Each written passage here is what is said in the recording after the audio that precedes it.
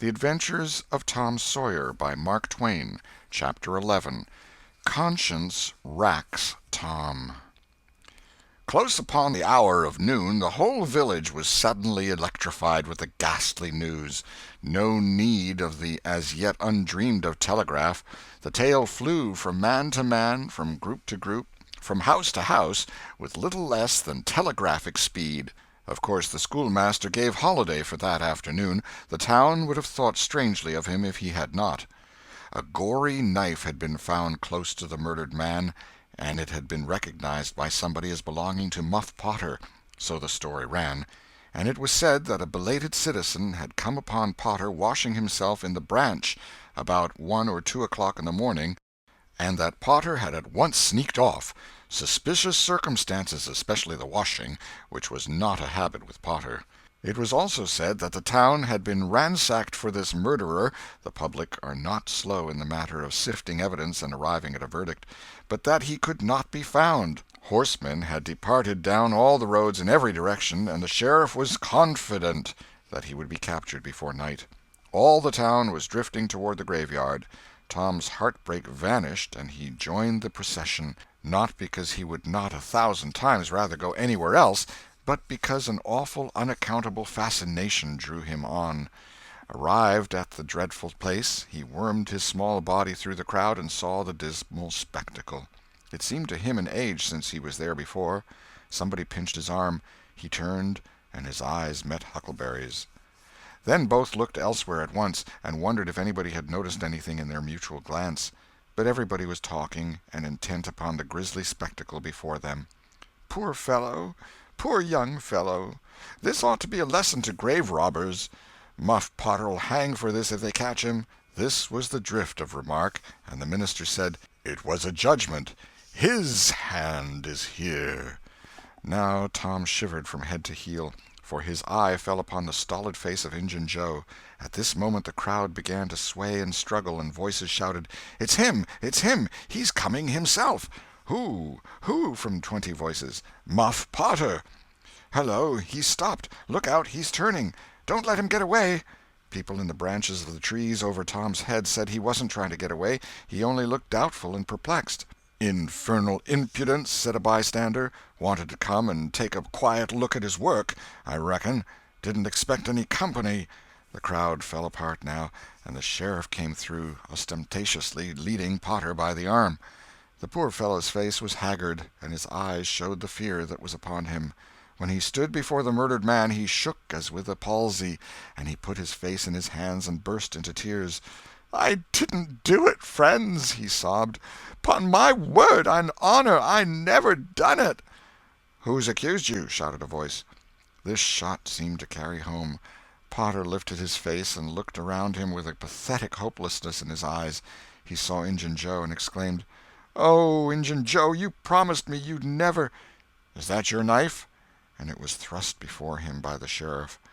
Potter would have fallen if they had caught him, and eased him to the ground.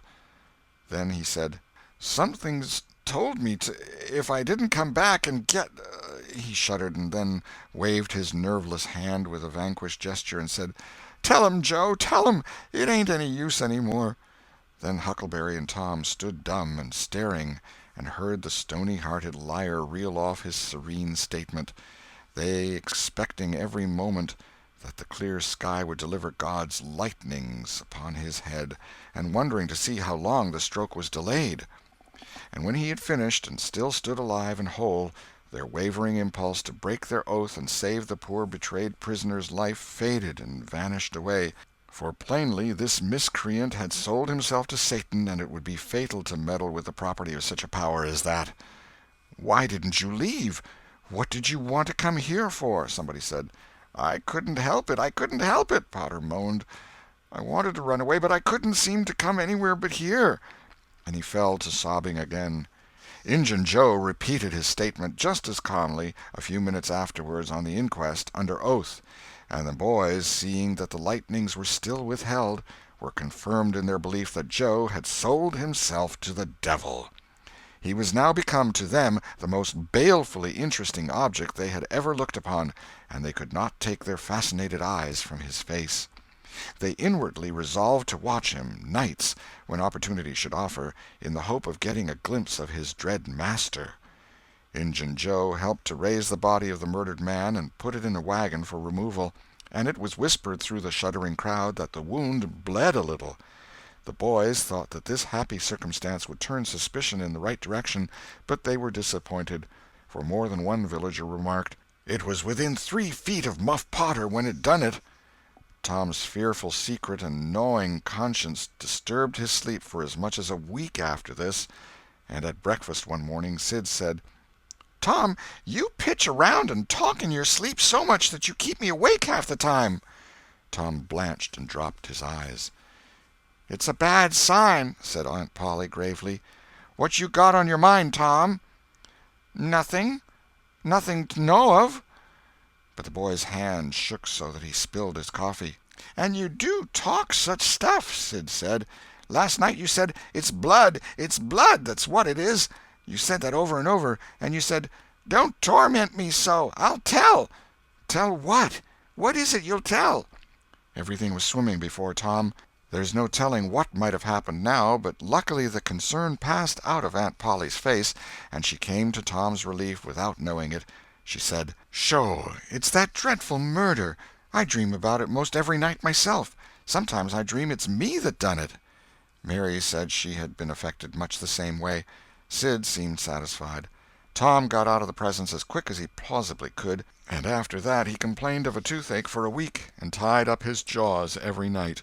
He never knew that Sid lay nightly watching, and frequently slipped the bandage free and then leaned on his elbow, listening a good while at a time, and afterward slipped the bandage back to its place again.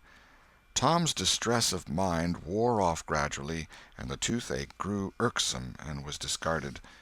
If Sid really managed to make anything out of Tom's disjointed mutterings, he kept it to himself.